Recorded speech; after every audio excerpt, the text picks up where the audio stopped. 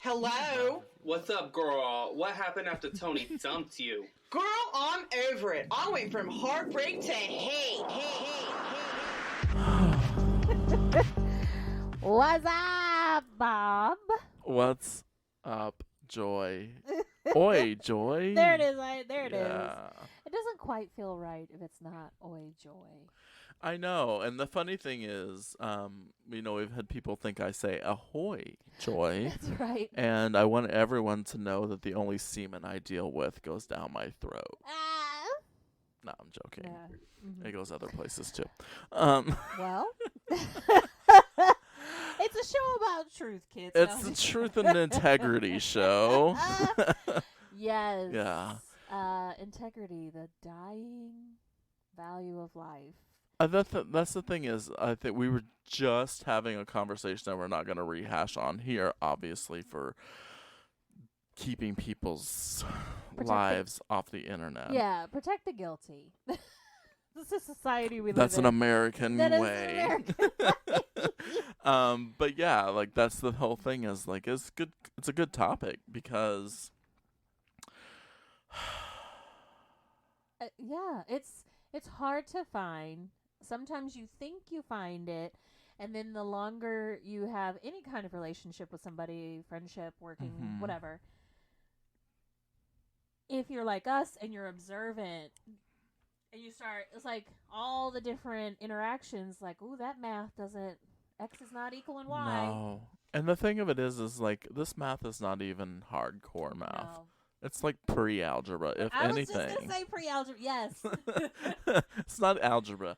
But yeah, it's really funny because you definitely, as human beings, we have conversations with people, and like you and I will have a conversation, or you will have conversations with your other friends, and blah, blah, blah. And you never really know. I don't want to put any kind of mental health issue on people and like cause trauma and the inability to trust people, but you can't because you never really know what another person is saying about you. So you've in this situation you had people like come to you and side with you and be on the same team and on the same level, and then at the same time smile in the offender's face. Smile in the offender's face, say complimentary things to the person, knowing that this was the reason that no one liked that situation. Yeah. It's fascinating to me. It's one of those things, and you and I have talked about it specifically a lot of times, where you just have that moment where you feel like maybe I'm the one who's like, you feel like you're alone on an island. Maybe it's me. Like, I think I'm right, but maybe I'm the only one who's wrong. You know what I mean? Yeah, and then you realize no. You realize no, but people will make you think you're they not. make you think it. That's the whole thing is like there is a good history, and I don't have to tell a woman, and I don't have to tell a person of color or a woman who is a person of color, but of people gaslighting and making people feel like their belief systems or things when they stand up for themselves is wrong. Yeah. And like you could know it as a solid truth, but people will tell you you're wrong, and you do question it. It does take a toll on your mental health because a lot of the things you're like, have I just always thought science existed and now Yeah. I do. You do know. So anyways, no integrity. And then I would like to somewhat segue. So it's not really integrity, but it's about effort. And I'm going to go ahead and begin with my own faults because you and I have discussed that I will not give up the words stupid or dumb. Right. But I've evolved on many issues, right? Stupid or dumb, I'm not there. I need insults. Sometimes you need insults that aren't quote unquote R-rated, okay? And are less hurtful or soft salts. Softer. Yeah. Oh, I like that. Soft salts. I'm inventing words and people aren't picking them up. Well, literally. Listen, the other one you had, displaced being. I was like, oh.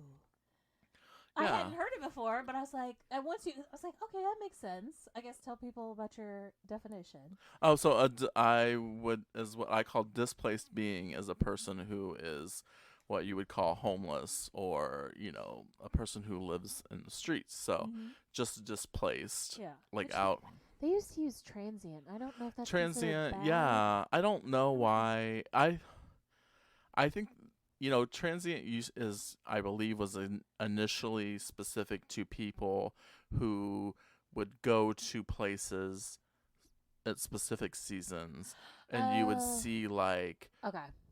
like migration kind of thing. So Yeah. like in the wintertime, a Which there was a person. movie starring there was a movie about this, and is it like Edie Falco or something, where Oh, she's a good actress. she works for Amazon, so like she would travel in her RV and she would work at like a facility for a few months, and then she would just kind of like, I think maybe it's not her, but nonetheless it was an Amazon Prime movie. Sorry, I'm turning into that person. Do you know that movie with that person where they do the thing? That's the thing, is I was like, oh, I like Edie Falco as an actor. But yeah, I don't watch a lot of their movies, so like I'm definitely was like, ooh, maybe. Okay, so sorry. So coming back, sometimes, you know what, when you get older, you diverge. So let's come back to the main street. Okay, we went down an alley. So I will not give up this. I promise I have a point. So I will not give up certain words, but at the same time, I have to come back to the pronoun game, because I understand that people struggle. When I first started hearing about pronouns in the work world, there was like especially older people. So people, I know that sounds wrong, but I'm in that category. People over 40 would be like, I've just, I see you, and my brain automatically goes he or she, blah, blah, blah. And I was like, okay, I get that. That's valid. At the same time, there's a reason why I'm bringing this up. I was like, in this situation, we were looking at a case study. The case study talks about two people, and it very clearly describes one of the individuals has I will rename them, but their name was Lisa, okay? Which I get also confuses the older generation, but they were non-binary. Right. It's very clear in the instructions it's a they. And, you're reading through the whole thing. Now, there was one sentence that was written incorrectly, and it said she, and I was like, hand up. I was like, hey, shouldn't this be they, or are you talking about the supervisor who happened to be a she? Okay, so we're discussing the case and what we would do, and like, how did you feel about what, Carrie did to Lisa, blah, blah, blah. And it was like everybody at the table just kept insisting on saying she because they're used to Lisa being a female name. And I'm like, it's staring you in the face in print. And I have plenty of time gotten it wrong, but I just want to ask, when people realize, you don't go, oh, I mean that. Like, you have to start making those corrections, and then eventually it will get easier. I mean, the thing is, I feel like all people still misgender, when discussing it. But I think it's the fact of actively saying, I'm sorry. Like I say it in conversation when the person's not even there. I will say, oh, I'm sorry, I misgendered them. Absolutely. Like I am, and usually it's not. No one's throwing a brick in your face. No one's angry at you. Like, you're acknowledging that you are working on that. And so, but some people just won't. But the thing was, given the kind of work that we do, which we both work at a university, I just want certain people to try harder. I want certain people to do better. Yeah. Realizing that I'm not perfect at it, but like I said, it's like, if I'm talking about somebody and they're not there, same thing. It's like, oh, my bad. You know what I mean? Like, it's just a simple acknowledgement. I think this also kind of speaks to the fact that when people make mistakes, they're like very rare to want to claim it. No. And when I fuck up, I'll be the first one to be Absolutely. like, oh, I really, my bad. And I will like reply, oh, I fucked up. Absolutely. That's the thing, is like, I feel like that's a trait both of us have, and a good portion of our relationship is the ability to, I fucked up, sorry, blah, blah, blah, blah. I mean, we both make mistakes. We don't point it out and make a big deal about it. But also, you're saying you want more people to do better. I'm trying to not be a lower middle class person about this, but Okay. I feel like the more money you make, literally the less things you do. So the more time you have to fix your shit. Right, to work on it. Because honestly, it is worse. Like if a coworker misgenders somebody, then it's on you to tell that coworker how you feel. Yeah. And, that's what every lesson that you go through on ethics every single year, you're supposed to talk to the person first before it escalates. Yep. So, but whenever someone who's in power does it, it feels different. Mm-hmm. It feels like you can't talk to them. Right. And you can't say, and then anybody in the vicinity or area is going to say exactly what that person with more money says, whether they manage them or not. Yes. It's still status. Because this also goes to not even just pronouns, this goes to the basic spelling of people's names. Yeah. Because some people have names that include accents from different languages, and this is an argument that I've had multiple times. Like, there are too many keyboard shortcuts. There's too many things in life. Like, I'm not saying you have to go inward, insert, and then find the symbol. You can Google anything and make your life easy. Absolutely. But, yeah, I want you to take 3 seconds and spell it correctly. Well, so-and-so doesn't do it. And I'm like, and have we created an environment where they don't feel safe telling you, especially, that they like it spelled correctly? So just do the right thing regardless. I don't know why that's so hard. It's really hard. And I mean, like, the thing of it is like, we've talked about on this show before, like when someone says sir to me, it doesn't click in my head that I'm a sir. Now, it because my idea of a sir is like a person in charge or a person military situation, like it doesn't translate to on the street for me, and that's me. But like at the same time, like when a person, for example, not saying it happens at work at all, but when a person specifically calls you by a name that you don't go by, that nothing in their visible sight says that name. Yeah. I mean, I'm not going to say it's a dead name for me. I'm not going to say I have transitioned and I don't use that name, but I have evolved past that name since the 90s. Right. And you have to go out of your way to find it. The old and one. And that's the thing, is like I feel like when someone calls me Robert, first of all, when I read it, I don't read it as me. Right. When who are they talking about? Who are they talking about? I missed part of the conversation. When someone says it to me, that isn't the only people that actually say that to me still in my life are my grandma, but only when I'm being really crass and saying something funny that's probably sexual or weird. Okay. My grandma would say, Robert? Like that. But like other than that, that name doesn't exist to me. Yeah, right. And I mean, it's been 26 years since I've used that name in anything other than people thinking they know me and sending mail. Like, or legal things. Yeah, I should legal document. Yeah, I should legally change my name, and I always talk about doing it, but at the same time, I think a lot of married women would tell you, do not go down that path. No. Because the effort that's required to change it everywhere. Everywhere. Yeah, that's the thing. And like, I don't even think I have enough time on earth to do all those documents over again. Yeah, so we're kind of just floating through conversations today. I don't know if you want to, midway through this podcast, discuss what's happening next month so that we could get the Band-Aid off and move on. Let's get the Band-Aid off. Okay. So, I have broken Bob's heart. The tiny speck of heart that exists inside. The little sliver that was left. She didn't stab me. It's the figurative heart. Right. Just kind of like virtually shredded it a little bit.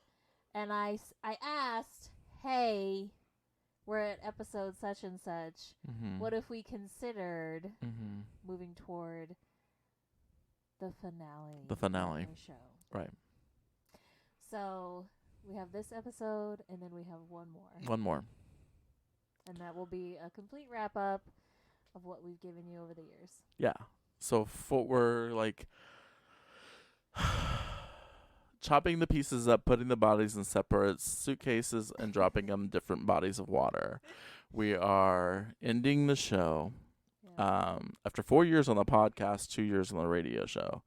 So, Which is quite a run. which is quite a run, and my brain had to do it on a 5 or a 0, Yes. and my ADHD brain said, if we go longer to a 0, I'm just going to hate it and not want to do it because I know it's going to end. It's like the end of it's like the end of a relationship. You don't want to deal with them anymore. You just don't want. Not you personally, but coming up with ideas, talking. Which made sense when you Yeah. said it. So we're ending it next month, August 2022, Mm-hmm. with episode 125. Yeah. Good enough. Good enough. But But Bob is a creator, and Yeah. you will see other things. yeah, I have an Down the idea road. already. Bob has had like 6 different ideas, and so they will be bringing you something amazing, whether it's a radio show. Yeah. We don't know yet, but the sliver was broken for a second, and then Mhm. more ideas started coming. Like, well, I could do this, and I could do Flows. that, and I was like, exactly. Yeah. So it So definitely. anyways, Bob is still speaking to me, thankfully. And we didn't prolong this episode being dropped 3 weeks because of craziness. We had Joy was traveling. Yeah. I was just not in the mood one day. I don't even remember why, but really weren't feeling I well. wasn't feeling. Yeah. Yeah, at the beginning of the month. So this is not. We didn't have a breakup. I jokingly told somebody that after I was like, I haven't even talked to Joy in 2 weeks. And they were like, what? And I was like, I'm just joking. I just haven't seen her in almost 2 weeks. But so we will continue on in our friendships. Don't worry. We're not ending it yet.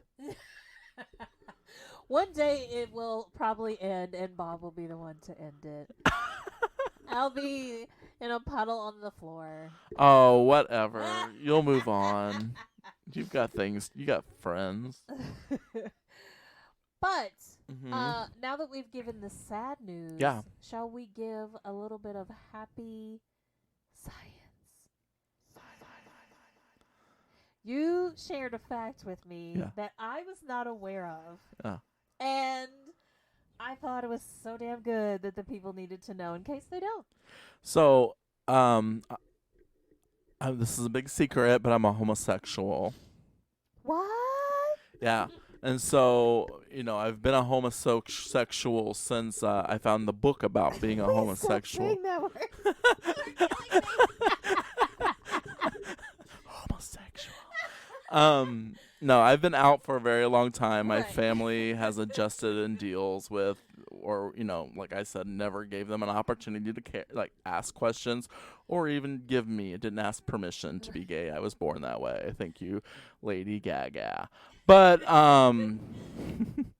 so I have a cousin who works in the dental profession, and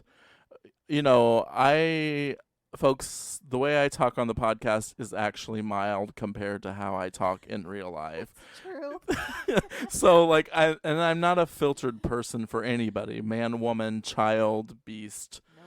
anything. I cuss and talk sexually in front of people, which probably I even had a dream about that the other night, like how inappropriate. How am I fucking talking? That I can be in front of people's children. Yeah. And so and we'll get into the dream. But anyway, so family knows I'm gay. We'll randomly talk about sex. I talk to my aunt, my favorite aunt. I talk to her, we talk about sex and we joke about stuff and all the time. And so her daughter has worked in the dental industry since 18. So she's worked 30 plus years. She's worked in the dental industry in one way, shape, or form. And she will, anytime I talk about sucking dick, she will fellatio. She will remind me that your dentist or doctor, for that matter, would probably be able to tell. Right. But they can tell when you've given a blowjob. Which I was like, what? No. Which I didn't go into it because you said stop. Let's Yes, talk about in the that's it. podcast. Yeah, absolutely. So you get your soft tissue in the back of your throat and in your gums gets slightly bruised from a member massively jamming at the soft tissue. So the bruising goes away quite rapidly, like with water or anything bruising wise. Drink a lot of water, your bruises will go away. But like 2 to 3 days, it's gone. Okay. So that's why sometimes you feel like you have a sore throat afterwards. It's the soft palate that's bruised and healing. And so once anything's bruised, white blood cells rush to the area, create inflammation to heal quickly. But y'all didn't know I knew that shit. And so that's what I told Joy. And so if you didn't know, if you go into the dentist and you don't want to feel a certain way, maybe wait. Like, don't give head. A good excuse for your husband is, I have a dental appointment on Friday. So I can't give you head until Saturday. See, and my head was going the opposite way. I was like, somebody's going to hear this, and they're going to be like, I've got to do a science experiment. I'm going to give head right before I have an appointment, the day before, whatever. And then they're going to ask. Right. Hey, does my throat, my gums, do they look all right, or is anything? Well, the thing... Try it if you dare. Like... Obviously, I feel like it's a conversation that probably happens within... Oh, yeah. They're not going to tell you, but I just say... Yeah, because it's going to be like, oh, did you know that Bob was gay? How would you know? Well, they just had a dental cleaning today. And I'm the dental hygienist, so I know. And that's all I have to say. And that's all I have to say. Dennis is like, got it. So watch your soft palates, folks. Or maybe just suck a small one. Like do a favor. A random act of kindness. See, you're breathing heavily, but that's a random act of kindness. Sucking a small penis. Look, sucking a small penis and pretending to gag is a massive trick I have. It'll make the person feel amazing about themselves, and, maybe they'll tip you at the end. But there is a difference, so people, you can just stay at the head. Like, if someone asks me for head, this is going into a whole half direction, but if someone says, give me head, I don't think I'm sucking your dick.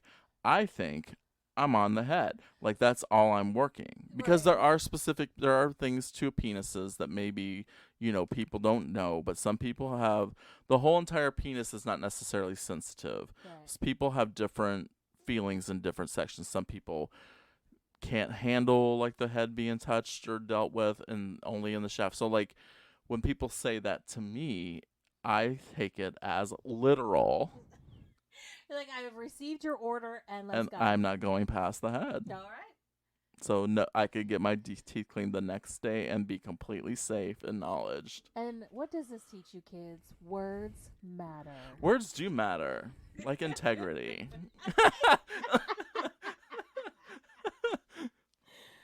It's not for old people anymore. No. Well, that was a lot longer than I thought it was going to be. So. But important information has no time limit. No.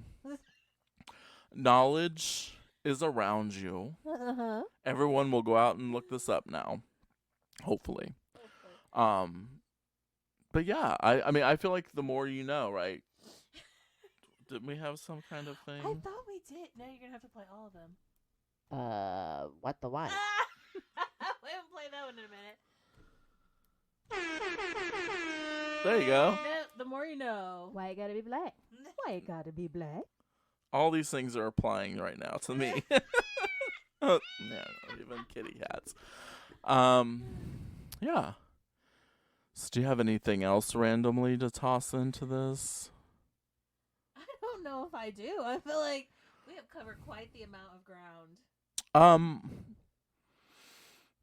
I just want to say that I am very sex worker positive, as Right. we've discussed. We have. And I really want what's best for the sex worker industry. Now, when I mean sex worker, I mean people who actually have a reason for why they're doing things, not just random people who think that they have a big enough dick for you to drop $10 on it. Right. But I want that conversation to happen at the beginning. So what I'm finding in the gay world of apps is that you'll have a full-on conversation with somebody about hooking up with them, getting all the way to the very end of the point of the address, and then they ask for money. Right. Just ask me for money at the beginning. Upfront. Save all my time. Because that's the thing. Yes. Why? I feel like it's worse for you if you're requesting it to go. Why are you wasting that much time? Just start up front. You know what I mean? And I realize maybe people feel like, oh, it's the rejection, so they want to start off soft. No. If you want it, you got to be strong enough to take the no. Or Right. yes. And Absolutely. if you throw it out enough times, you're going to get the yes. Persistence. There's statistics. You will get one. Yeah. You will always catch one fish. It might be the smallest fish, and you don't want it, and you can't eat it. But you did go fishing, 2 fish, and you caught a fish. So your goal was met. That was quite a while on that metaphor, but thank you. The picture is complete. We understand. I love it. If nothing else, I can paint a visual You picture. really can. Maybe I should be the next Bob Ross. You know I love Bob Ross. I love. You know what the thing is? Have you met someone that doesn't? No, but if I did, I would think there's something seriously fucked up with you. I completely remember now. Okay. What I want, there was something I wanted to bring up in the podcast, and it has specifically to do with people of color. And I'm tired of, no.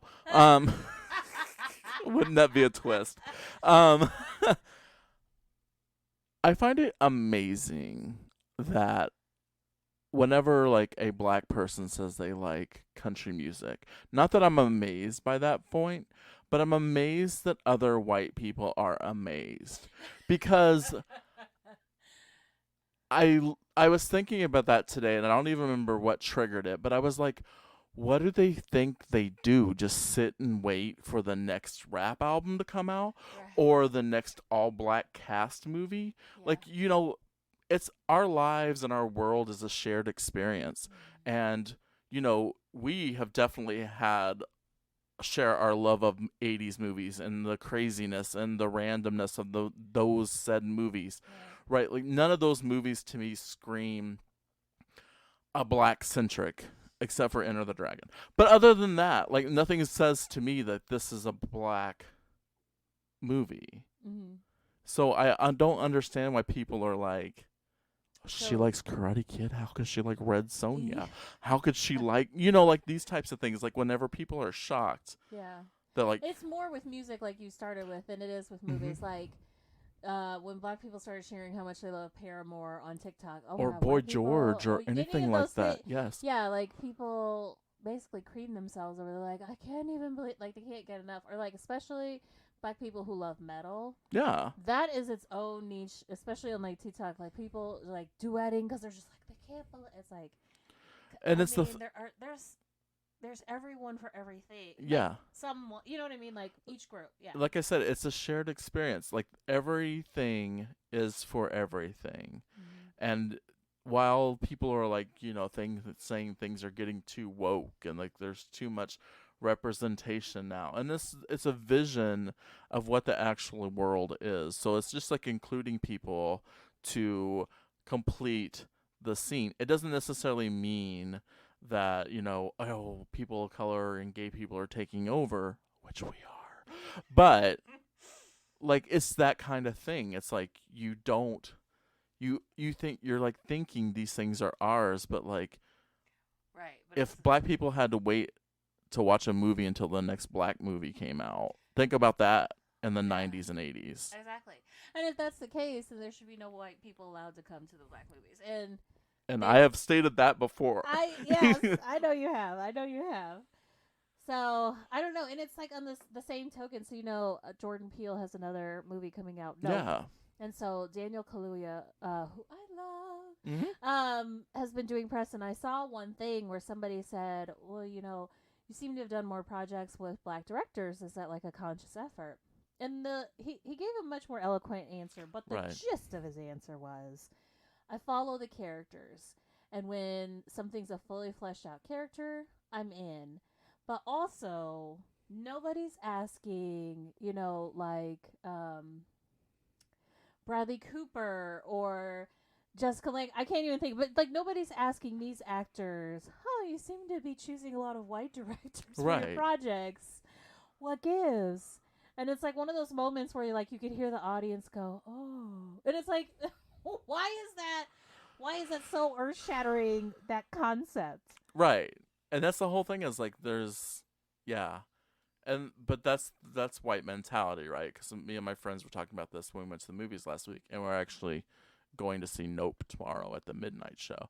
But like that whole thing of like when people are in areas in which they only see white people, like they think and they only see white people in power, that they think that it's a white man driving his thing, and like realistically they would probably drop and die when they found out that that white person was Jewish, or like something else, or like their name is ambiguous and doesn't say anything, and so they don't know. And number one, they don't fucking pay attention to who the directors are. The only reason Jordan Peele is talked about as a director is because he's a black man, because he's had to carve out this space for himself.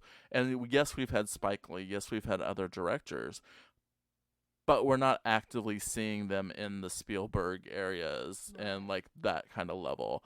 And so like the fact that you have to state that he's a black man like is the problem to begin with. Absolutely. Bye.